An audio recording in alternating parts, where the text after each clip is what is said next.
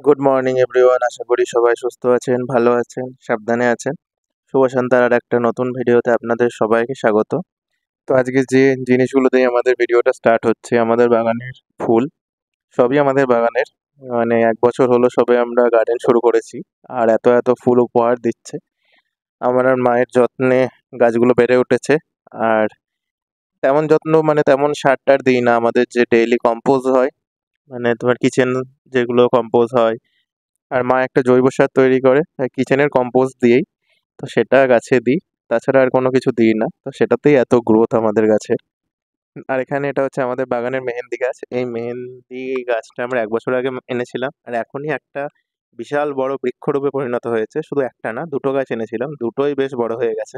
তো সেখান থেকে পাতাগুলো তুলে এইবার মেহেন্দি করার মানে প্রক্রিয়া চলছে। তো এই রেজাল্ট আপনারা দেখতে পাবেন এই ভিডিওতেই। মানে আমি আর মা কেউই এক্সপেক্ট করিনি এতটা কালার আসবে এই মেহেন্দি পাতা থেকে, কারণ আগে তো কোনোদিন ইউজ করিনি এরকম পাতা থেকে ডাইরেক্ট। তো এতটা কালার দেখে খুবই খুশি। আর কালারটা জাস্ট দারুণ এসছিল। আর কালারটা আরো বেশি এলো মাকে যখন বললাম যে শিলে বাটতে, তো শিলে বাটলো।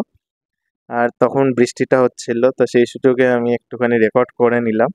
দেখতে বেশ সুন্দর লাগছিল। আমাদের ছাদ বাগানেই কাজগুলো করছিলাম। আসলে যে কোনো নর্মাল জিনিসও আপনি যদি ছাদ বাগানে করেন বা কোনো একটা ভালো এনভায়রনমেন্ট বা পেছনের ব্যাকগ্রাউন্ডটা যদি ভালো হয়, তাহলে ছবিটাও কিন্তু খুব সুন্দর আসে। আপনি যদি একটা নর্মাল যদি রান্নাও করেন, একটা যদি আলুও ভাজেন, সেটাও যদি এরকম ছাদ বাগানে করেন, সেটা কিন্তু একটা অপরূপ দেখতে লাগে।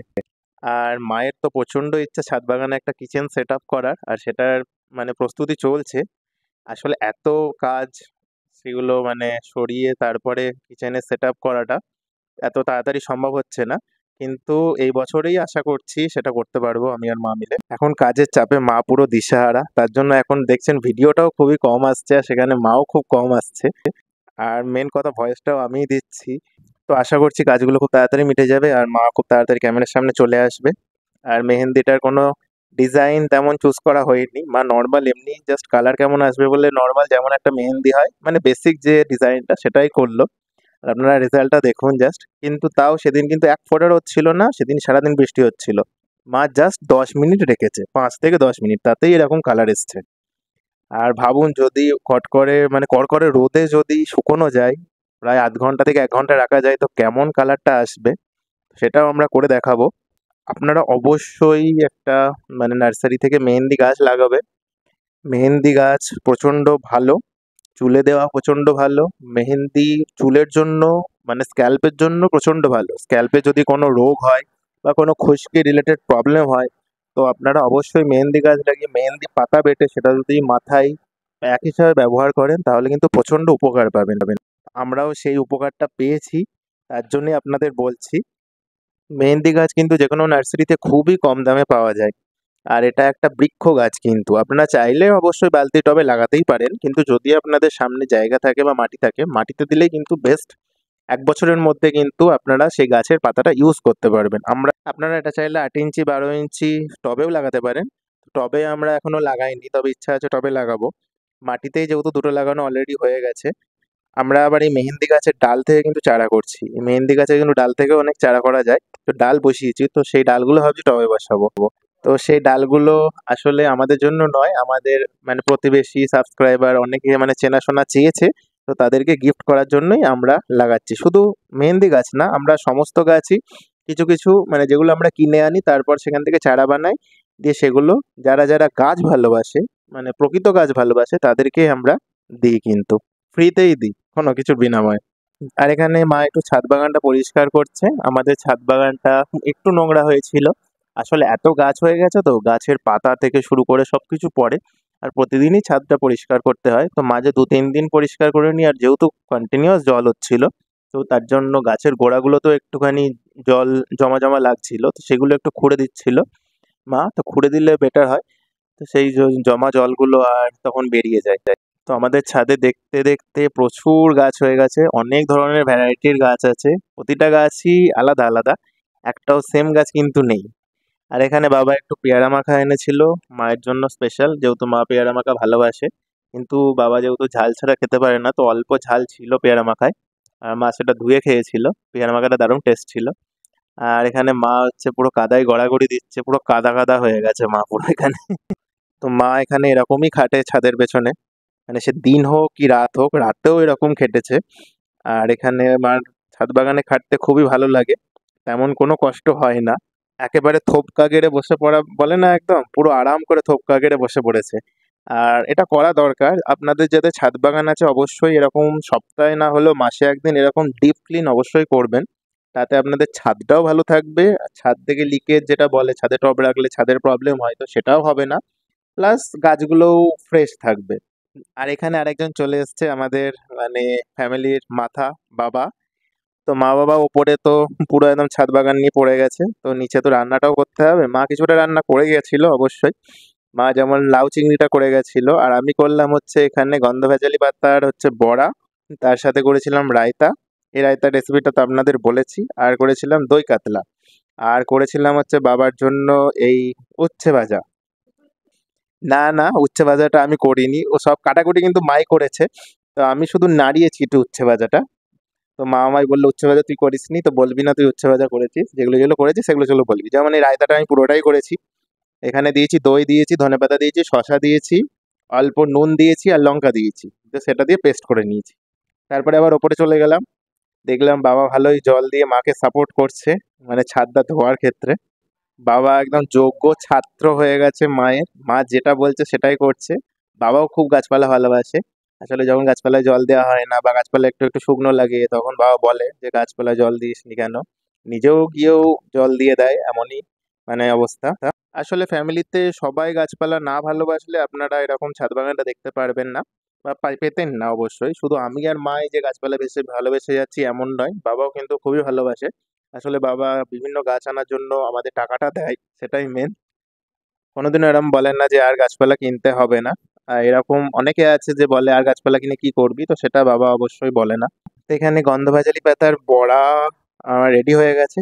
গন্ধভেজালি পাতা আপনারা যারা মানে ঝোল খান, বড়াও অনেকে খান, তো এই বড়াটাও ট্রাই করবেন অবশ্যই। বড়াটাও খেতে কিন্তু খুবই টেস্ট হয়। আর এখানে মা চান টান করার পর ছাদ টাদ পরিষ্কার হয়ে গেছে, তারপরে চান টান করার পর তারপরে ঠাকুর পুজো দেওয়ার জন্য ফুল তুলে নিয়ে যাচ্ছি। সেটা আমি নিয়ে গেছি আজকে, মা নিচে পুজো করছে, বললো কিছু ফুল তুলে নিয়ে তো ঠাকুরকে পুজো করি। আসলে আমাদের মানে গাছের ফুল দিয়ে ঠাকুরকে সাজিয়ে দিলে এত সুন্দর দেখতে লাগে। প্রতিদিন পারা যায় না, কিন্তু চেষ্টা করি ম্যাক্সিমাম আমাদের ফুলগুলো কিন্তু ঠাকুরকে দেওয়ার। কিছুটা গাছেও রেখে দিই যাতে অন্যরা দেখতে পায় বা দেখতে ভালো লাগে। এখানে আমাদের ছাদে অনেক ধরনের জবা আছে কিন্তু, প্লাস অ্যালামন্ডা আছে আপনারা দেখেছেনই, প্লাস হচ্ছে স্থলপদ্ম আছে, আরো অনেক কাঠচাপা গাছ আছে। তো সবেতেই কিন্তু প্রচুর পরিমাণে এই টাইমটা ফুল হচ্ছে। এতই ফুল হয় যে আমার ঝাঁপি পুরো ভরে যায়, আমি কিন্তু পুরো মানে ভরতে পারি না। তো এখানেই আমার মনে হয় অনেক আমাদের রিলস তৈরি হয়ে গেছে অলরেডি। এখানে ভিডিও করতে খুব সুন্দর লাগে। এখানে মাও, যখন মা থাকে মা প্রচুর ভিডিও করে, আমিও করি ভিডিও। তো মনে হয় এখানেই যেন ভিডিও করে যায়। আসলে এখানে ভিউটা এত সুন্দর আসে না, কালারটা সুন্দর আসে, আকাশটা সুন্দর আসে। তো আমরা যখন এই বাড়িটায় এসেছিলাম এই 1.5 বছর আগে ধরুন, তখন বাড়িতে মানে ফুল গাছ কি কোনো গাছই ছিল না। পুরো চারিদিক ধুধু করছে জঙ্গল শুধু। আর বাজে বাজে গাছ ছিল, বিশেষ করে পার্থেনিয়াম আর কাটানোটে, তাছাড়া একটা গাছ ছিল না। আর সেখানে আমরা 1.5 বছরে এই বাগানটাকে কি রূপে পরিণত করেছি সেটা আপনারাই দেখতে পাচ্ছেন। আপনারা কোথাও কাটানোটে বা পার্থেনিয়াম দেখতে পাবেন না, শুধু দেখতে পাবেন ফলের গাছ আর ফুলের গাছ পুরো ভরে আছে। তো সেটা পুরোপুরি ক্রেডিট হচ্ছে, বেশি ক্রেডিট হচ্ছে আমার আর মায়ের, খেটেছি আমার আর মায়ের। আর বাবা আমাদের ইন্সপায়ার করে গেছে, আমাদের মানে টাকা টাকা দিয়ে গেছে গাছপালা কেনার জন্য।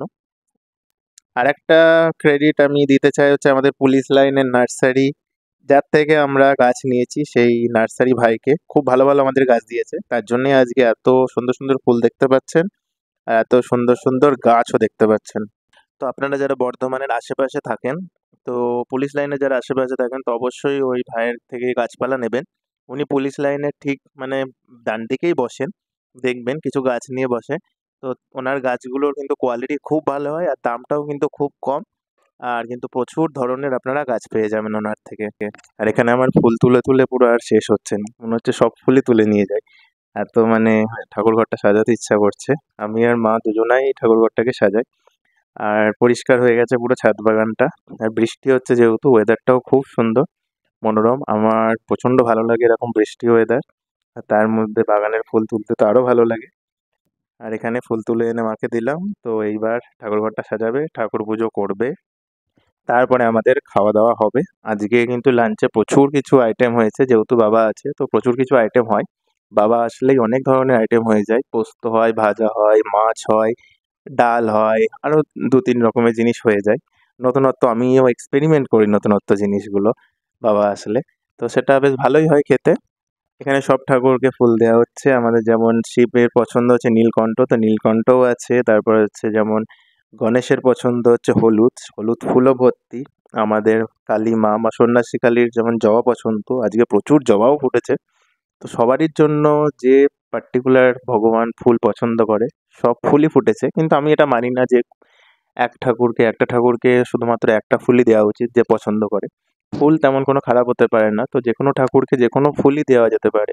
ফুলের তো কোনো কিছু বাজে ইম্প্যাক্ট নেই যে এই ফুল অন্য ঠাকুরকে দিলে বা এই ফুল অন্য ঠাকুরকে দিলে সেই ঠাকুর রেগে যাবে, সে সেই ঠাকুর গ্রহণ করবে না, এরকম আমি মানি না।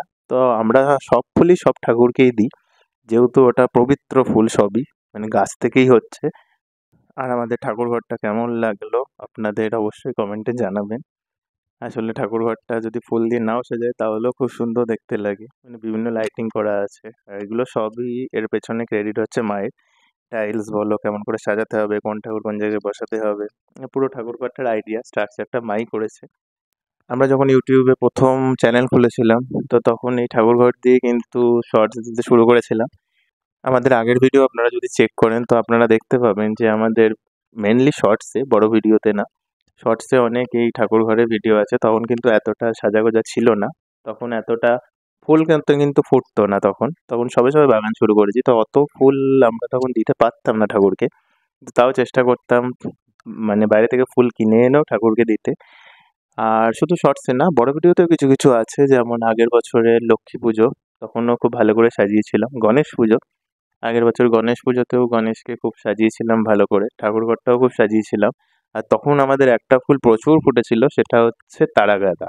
তারাগাঁদাটা এবার কিন্তু এখনো ফোটা শুরু করিনি, তখন হলুদ তারাগাঁদাতে পুরো ভর্তি হয়ে গিয়েছিল।